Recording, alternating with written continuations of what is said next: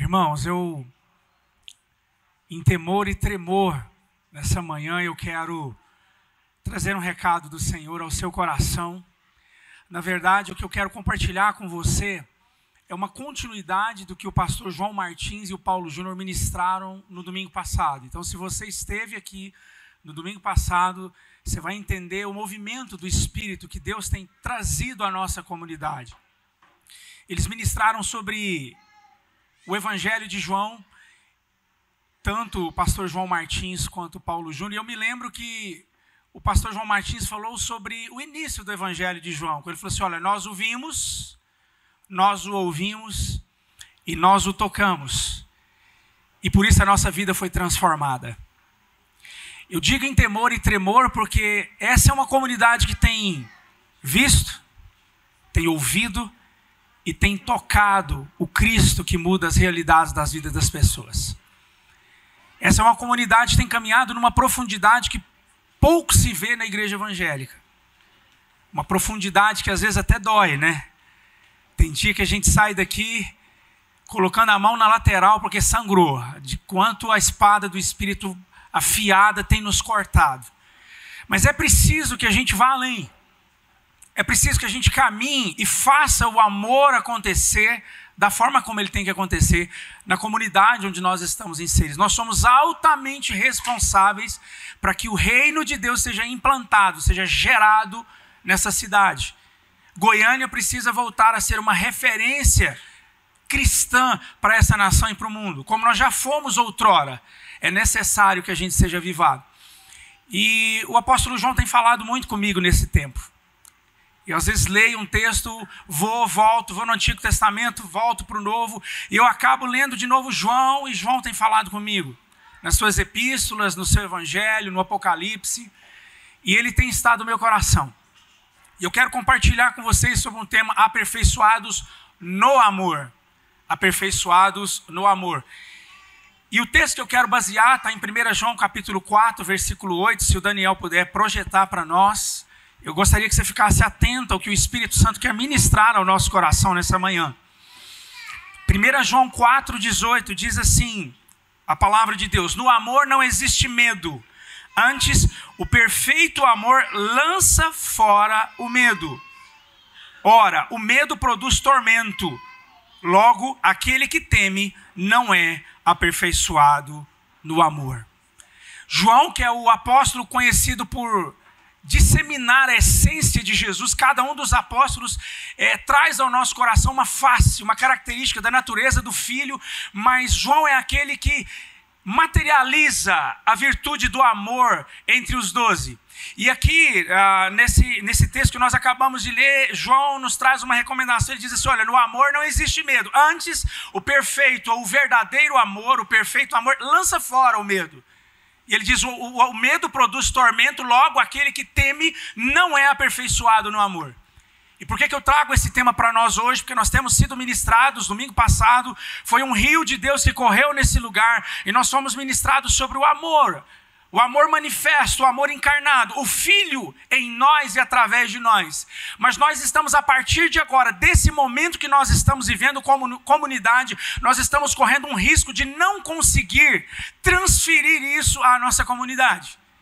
E o apóstolo João fala assim, olha, tem uma coisa que pode fazer com que o perfeito amor não seja manifesto, que é o medo. Mas antes de falar sobre o medo, eu gostaria de falar sobre perfeição, sobre o que aperfeiçoa nossas vidas, sobre a vida perfeita. E talvez você olhe para mim nessa manhã e fale assim, não, Raul, mas isso não existe, segundo a Bíblia existe. O problema é que nós temos um conflito quando nós dizemos sobre a vida perfeita, porque a nossa perspectiva é humana. Há uma expectativa da perfeição de acordo com o que nós conhecemos. E eu anotei algumas coisas para fazer um pano de fundo aqui para a gente conversar sobre isso. E eu quero compartilhar com você sobre a vida perfeita, a vida no perfeito amor. A perfeição é uma questão de natureza, ela não é de conformidade, quando tudo dá certo conforme planejado. O livro de Provérbios, capítulo 4, diz assim, mas a vereda dos justos é como a luz da aurora, que vai brilhando mais e mais até o dia ser perfeito. É a Bíblia que diz que a vida do justo, a vereda do justo, o caminho onde o justo anda, ele vai brilhando mais e mais até um dia ser perfeito. Então não sou eu que estou dizendo que é possível viver uma vida de perfeição. Só que o que nós estamos errando, e é por isso que nós não conseguimos materializar a virtude através do amor, é que nós achamos que o amor é uma conformidade de vida. Vida perfeita é quando tudo acontece de acordo com o que eu planejei, com o que eu quero, com o que eu sonhei. Se tudo acontece como eu desejo, da maneira que eu quero, então essa é a vida perfeita. Mas a vida perfeita, segundo a palavra de Deus, é a vida que é gerada e manifesta através do Filho, que é o varão perfeito. Quando a Bíblia nos inspira a viver a perfeição de vida aqui nessa terra, nesse mundo, ela está dizendo o seguinte: se espelhem nele, vivem como ele, e ele é o caminho que vai levar vocês até essa estatura, o modelo do varão perfeito. Então é possível, mas o motivo pelo qual nós nos frustramos quando buscamos uma perfeição em vida é porque a nossa expectativa está no controle das nossas próprias vidas. E aí nós estamos dessignificando o conceito de uma vida perfeita. Então, vida perfeita é uma vida que é manifesta na natureza do Filho. Não é uma vida que é de acordo com os seus planos pessoais, seus sonhos, sua vontade, os desígnios do seu próprio coração. Perfeição não é o que não tem defeito. É a natureza do Filho revelada no mundo imperfeito.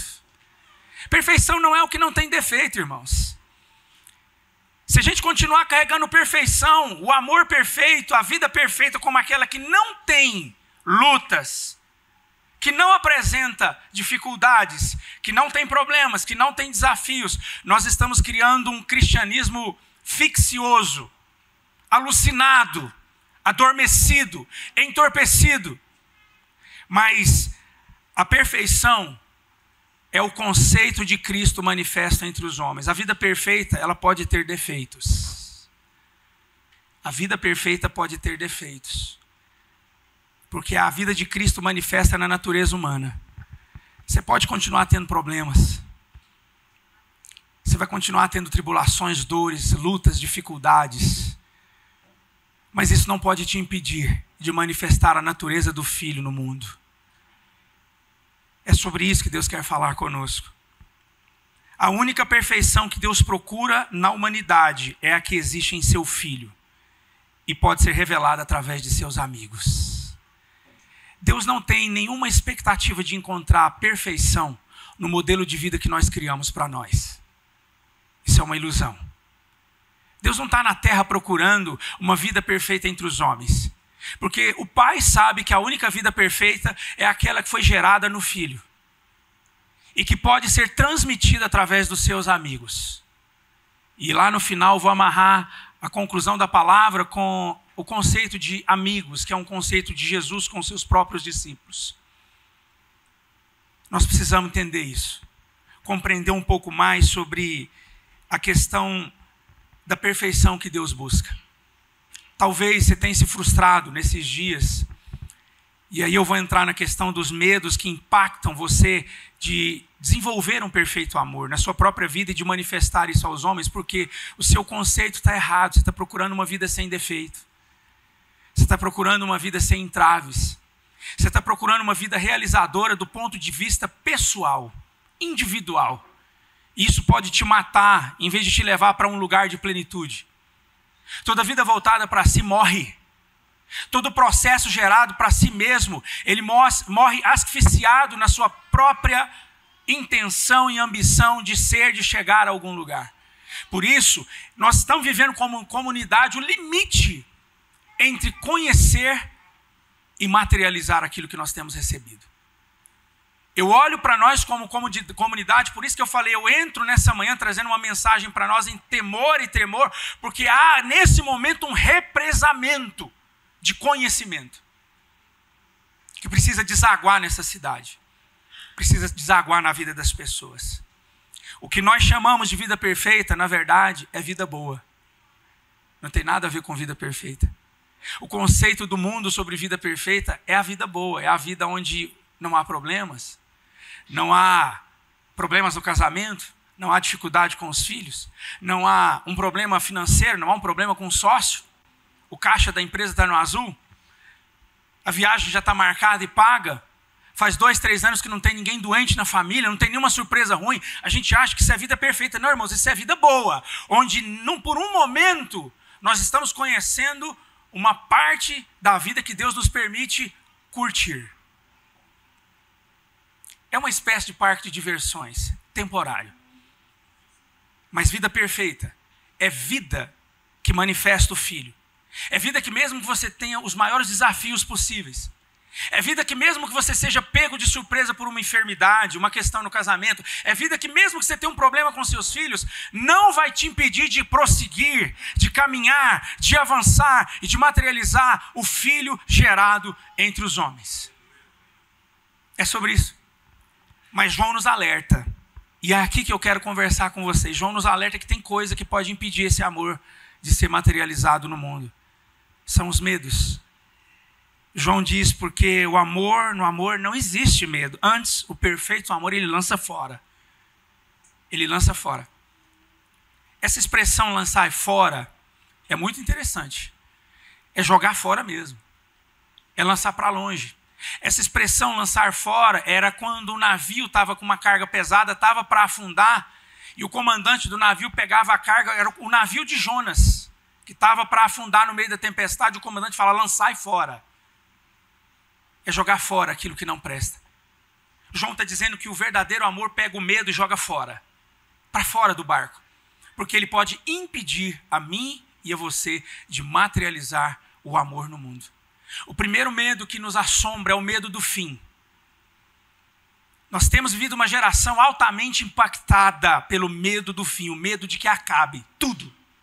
Medo de que a vida acabe, medo de que o recurso acabe, medo de que a provisão não dê, medo de que entre um problema no casamento e o casamento acabe, medo de que as relações sejam estremecidas e acabem.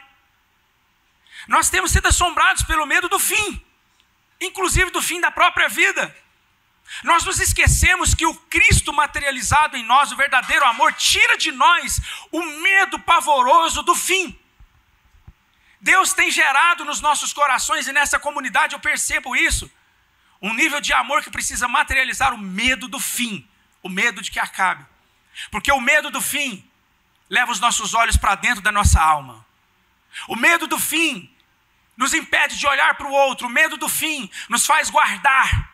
É o medo do fim que fez Israel guardar o maná que vinha do céu.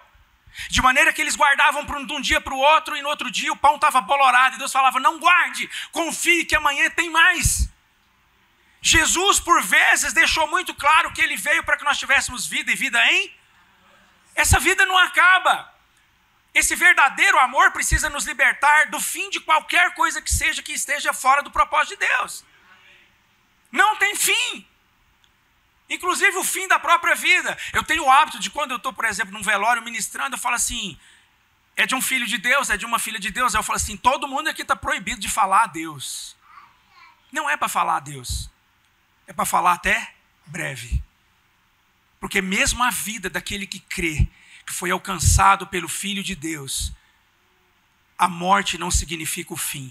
É só a entrada para o estágio, de fato, de uma vida plena na eternidade. A gente precisa se libertar desse medo pavoroso, o medo do fim. A nossa geração tem sido impactada por isso. Um outro medo que nos deixa apavorados, o medo da dor e do sofrimento. Como nós temos padecido medo da dor e do sofrimento. E João fala, o verdadeiro amor lança fora todo medo, inclusive o medo da dor e do sofrimento. Esse medo da dor e do sofrimento é o medo que nos deixa encapsulados, enclausurados dentro de nós. Eu tenho visto pessoas que depois de levar um tombo ou dois de alguém, de um sócio, depois de passar por uma relação ruim, de ter um problema com o sócio, com o irmão, com a esposa, com a sogra, com o cunhado, com o primo, agora não quer se relacionar com mais ninguém, porque o medo da dor e do sofrimento agora nos impede de se relacionar com as pessoas. Esse medo da dor e do sofrimento, ele promove uma recusa em investir nas relações, em sentar à mesa. Nós temos vivido esses dias. Só o verdadeiro amor pode nos libertar do medo da mesa. Só o verdadeiro amor pode nos libertar do medo das conversas difíceis. Você sabe por que as relações se tornaram superficiais? Eu vou te dizer, sabe por que hoje marido e mulher não conversam profundamente para resolver as coisas? Você sabe por que a gente está sendo, no lugar de ser pacificadores, nós estamos sendo apaziguadores? Porque nós temos medo da dor e do sofrimento. Nós não encaramos as nossas realidades de frente. E aí há casais que ficam 20, 30 anos sem resolver suas questões por medo de sofrer e medo da dor. Mas em Cristo Jesus, eu tenho que ser liberto, de maneira que eu possa olhar para a Ruby e ela olhar para mim, e quando houver questões entre nós, eu olho nos olhos dela, ela olha no meu e eu digo, olha, vai ser difícil, haverá dor, haverá sofrimento, mas Ele nos capacitou a enfrentar essas dores e resolvê-las, para que tenhamos uma vida aperfeiçoada no amor. Mas quem tem medo da dor e do sofrimento, foge das conversas difíceis, foge dos momentos que são indispensáveis à maturação, ao crescimento. Medo da solidão e da rejeição. Como nós estamos vivendo isso? Medo da solidão e da rejeição. Nós estamos vivendo, irmãos, o tempo dos contratos sociais. O tempo da armadura, das máscaras. Nós estamos vivendo momentos em que as pessoas se relacionam com uma verdadeira armadura. Elas se apresentam com uma marca, elas se apresentam com uma grife, sob um aspecto de que tem alguma coisa a oferecer. Elas se apresentam de maneira que não é elas, para que elas possam ter um lugar à mesa. Nós estamos vivendo a doença dos lugares comprados à mesa, pelo medo da solidão e da rejeição. O medo de ser rejeitado e o medo de ficar sozinho tem nos levado a um lugar de pobreza extrema. Hoje, a gente às vezes conversa com uma pessoa, a gente não sabe se é ela ou se ela está representando um personagem para fazer parte de uma mesa. Está aqui o Bruno, que é psiquiatra, vê isso o dia inteiro, toda hora. Personagens, arquétipos construídos para ficar num lugar. Personagens que compram um lugar à mesa. Personagens que têm medo, pavor de um dia ter que sair daquele lugar. Medo de ficar desnudado. Medo de agora as pessoas verem realmente quem eu sou, o que eu tenho, de onde eu venho.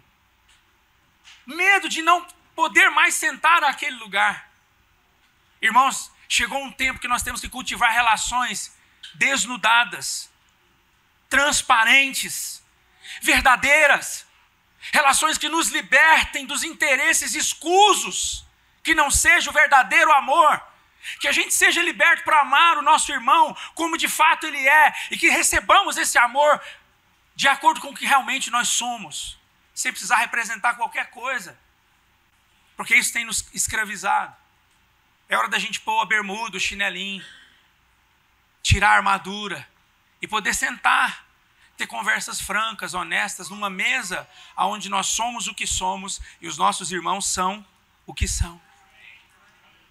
Porque esse medo pode impedir não só essa comunidade aqui, mas qualquer comunidade cristã de ser e manifestar a inteireza da perfeição do evangelho que Deus tem para nós. Tem mais medos. O medo da perda. As pessoas têm medo de perder. E o medo da perda leva a todo tipo de mesquinharia, de mediocridade, de avareza.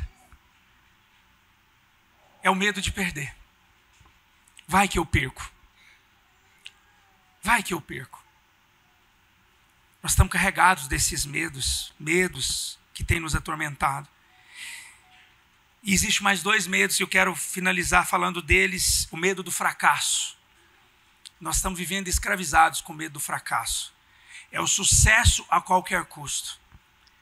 É o sucesso social, o sucesso digital. É o sucesso digital. É vender aquilo que nunca fomos, que não somos. Eu ainda sou dinossauro, sou meio dinossauro até hoje.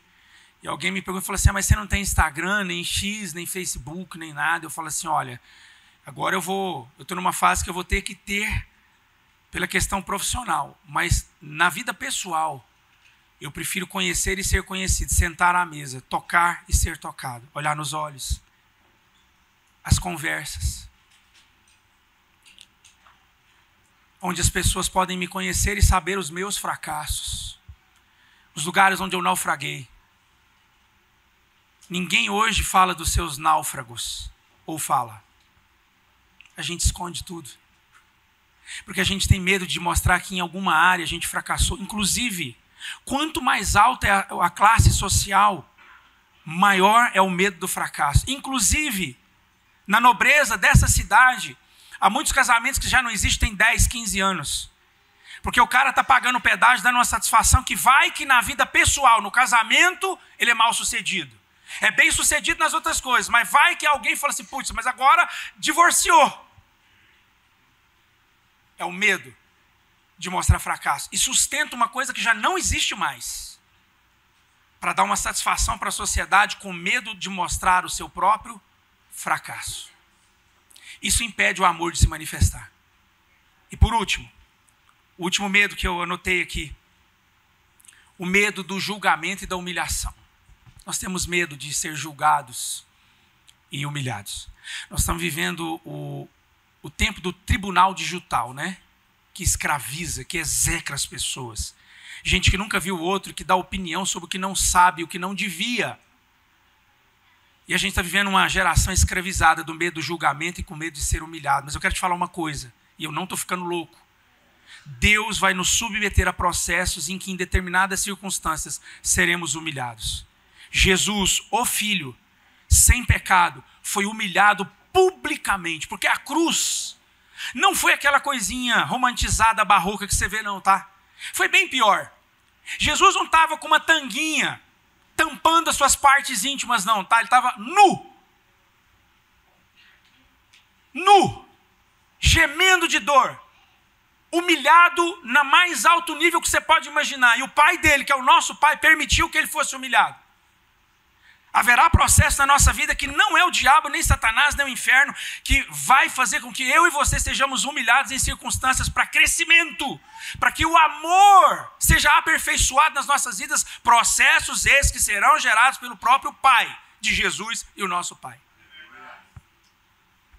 A gente precisa superar o medo da humilhação e do julgamento. E aí, eu anotei uma coisa que Deus tem falado comigo, os atributos do amor contrapostos ao medo. 1 Coríntios 13, o apóstolo Paulo diz assim, o amor é paciente e bondoso. Ele não se esconde, ele tem paciência.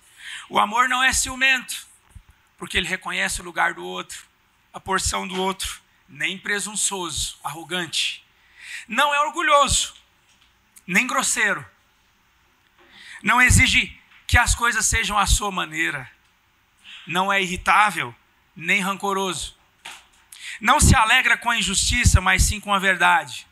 O amor nunca desiste, ele persiste, ele avança, ele se movimenta, nunca perde a fé, sempre tem esperança e sempre se mantém firme. Um dia, profecia, línguas e conhecimento desaparecerão e cessarão, mas o amor durará para sempre. Todas as coisas que o medo nos submete ficarão.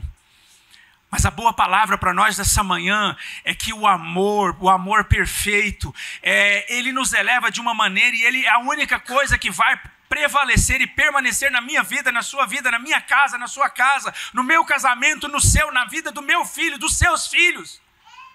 Nós temos uma palavra de Deus. O perfeito amor transgride os limites impostos pelo eu, pelo meu, do para mim.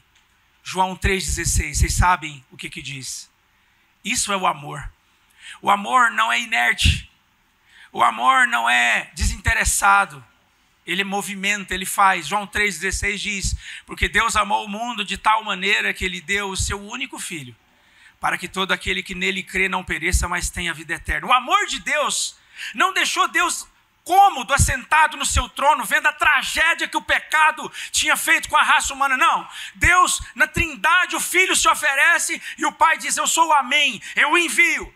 O amor do Pai, do Filho e do Espírito Santo, a Trindade movimenta, tira ele do lugar, a ponto de Deus dar o único filho que ele tinha para gente como nós, como eu e você, que não merecemos. O amor não se ressente, não guarda, não poupa. O amor não quer se preservar. O amor não quer se esconder. O amor quer se expor. Ele quer transgredir. O amor é transgressor. O amor se expõe. O amor acredita. O amor não faz conta dos prejuízos. O amor não está preocupado em se proteger, que é isso que os nossos medos estão fazendo conosco como comunidade. A gente vai se trancando, fechando as portas, as janelas, as relações. Está virando uma tragédia a sociedade atual. Nós precisamos ser resgatados pelo verdadeiro amor. E nós, nessa comunidade, chegamos num limite perigoso. Que nós temos que decidir o que nós vamos fazer com o nível que nós temos sido ministrados. Ou nós vamos continuar represando, ou nós vamos abrir as portas e as janelas da nossa vida, da nossa alma. Vamos nos expor, vamos acreditar, vamos transgredir e avançar. Mesmo com prejuízos pessoais em uma área ou duas ou três, porque é isso que Deus espera de uma igreja de verdade. Uma igreja que não é calculista, que não se poupa, mas que avança, que acredita, que é capaz de tocar os outros, mesmo que ainda haja prejuízos pessoais. E eu quero encerrar falando sobre a revelação de João. Por que nós não precisamos preocupar com mais nada? Deus deu uma revelação extraordinária para João. João no capítulo 1, 1 João 4,19, no capítulo anterior, no mesmo capítulo a gente estava, diz assim: nós o amamos porque ele nos amou primeiro.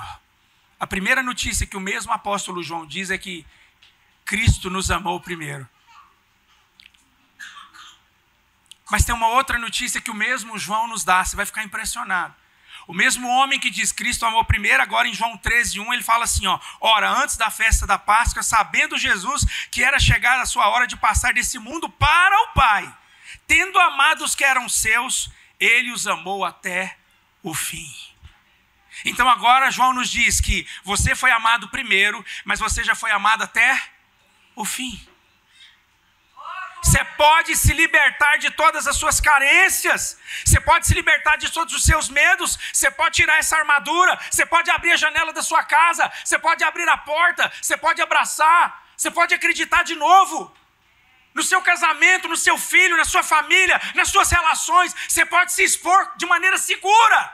Porque você foi amado antes de amar. E você já foi amado até o fim. Não haverá prejuízo algum. Porque o amor já te alcançou desde antes até o fim de todas as coisas. Você está livre. Livre da prestação de conta social. Livre dos julgamentos. Livre das dores, das pressões. Livre de ter que se expor e ficar envergonhado por qualquer que seja a circunstância na sua vida. Porque o amor que você deve defender, que é essencial na sua vida, você já tem. Ele já foi dado a você. Gratuitamente, abundantemente. Ele foi dado antes. Ele é dado agora, durante. E ele é dado até o fim. Você já é amado o suficiente. Não precisa poupar nada. Tem muito amor para você dar. Gasta esse amor. Gasta esse recurso. Gasta esse dom. Gasta essa virtude. Não represa nada. Essa comunidade aqui tem condição de seguramente transformar essa cidade. Nós podemos virar essa cidade de cabeça para baixo.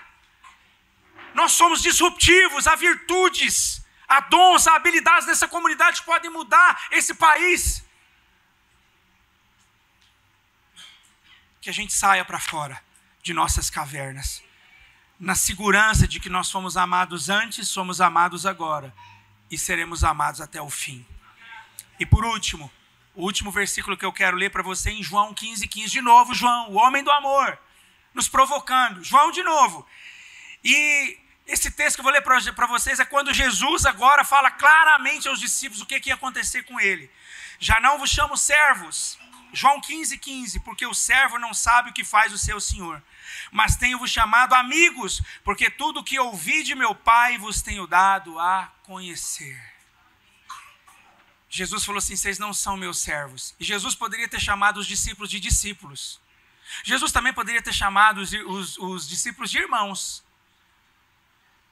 Mas Jesus falou, vocês são meus amigos, porque agora, assim como eu sou conhecido do Pai, eu me dei a conhecer a vocês.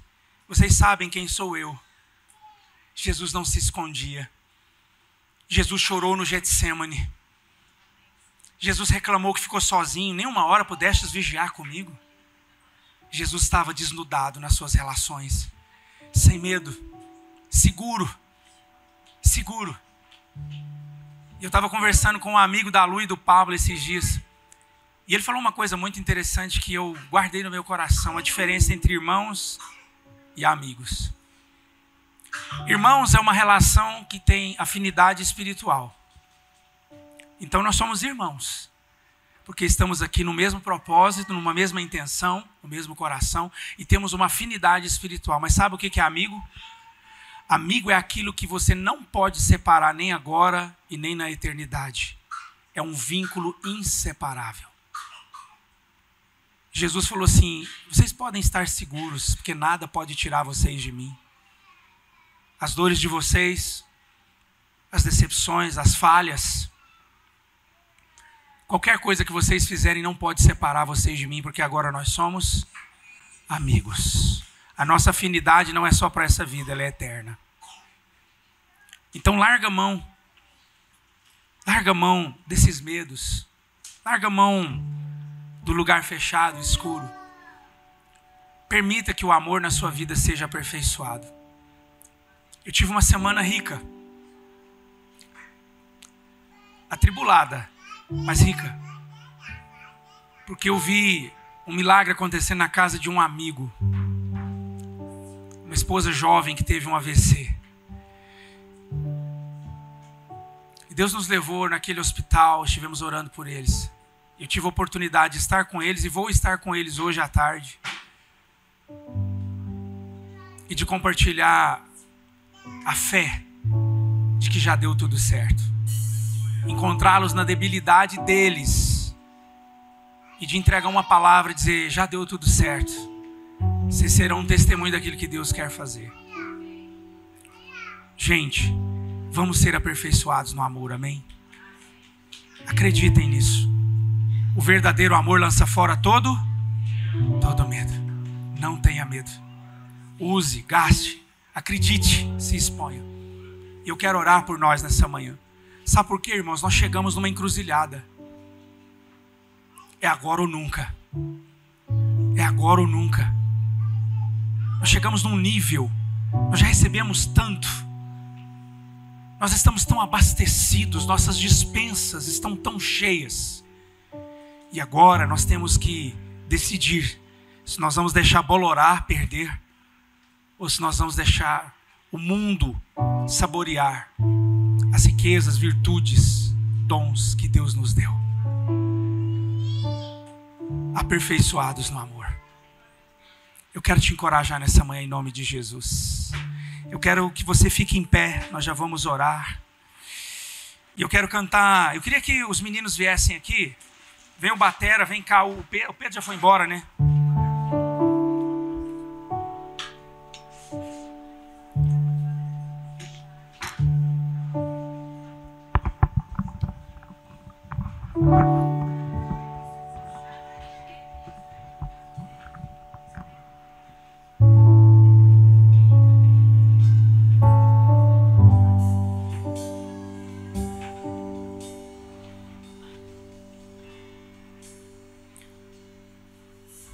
Daniel, libera o violão, por favor.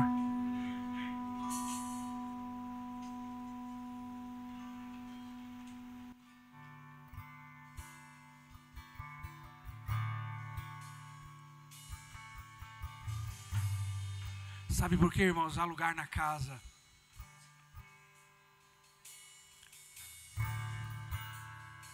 Quando os nossos medos já não nos oprimem mais. Quando o amor está sendo aperfeiçoado das nossas vidas.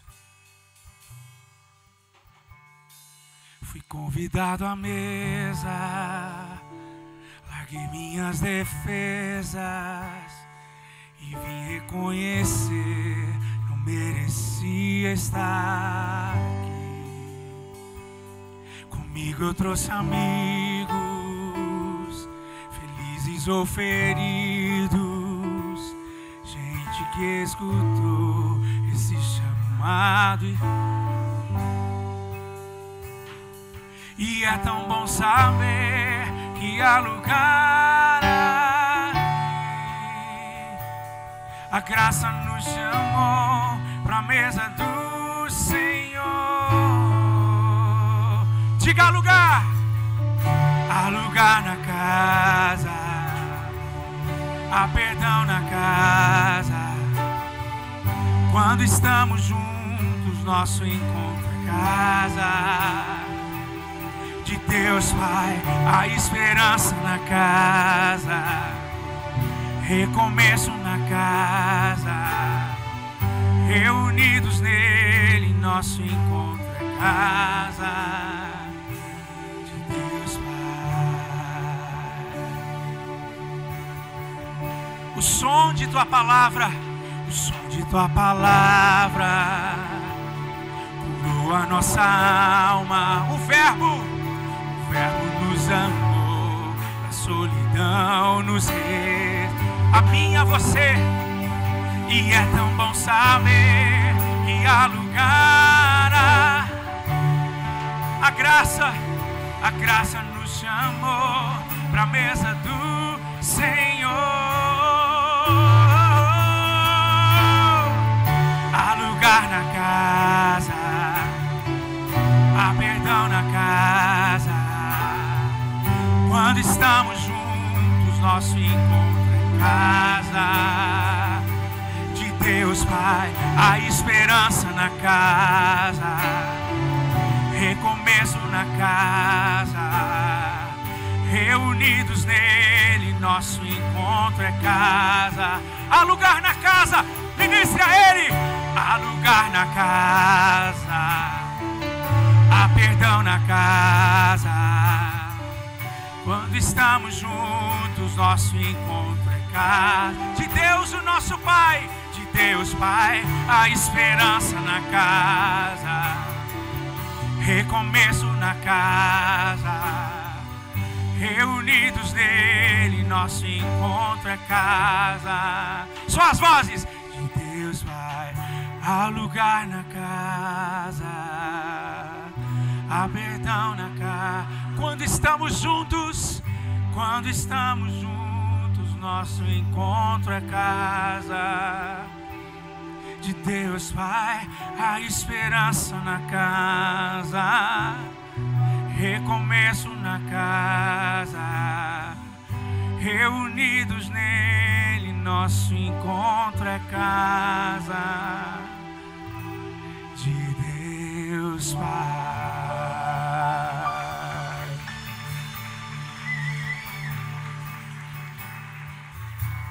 Espírito Santo, fique em pé, nós estamos encerrando. Nós queremos te agradecer.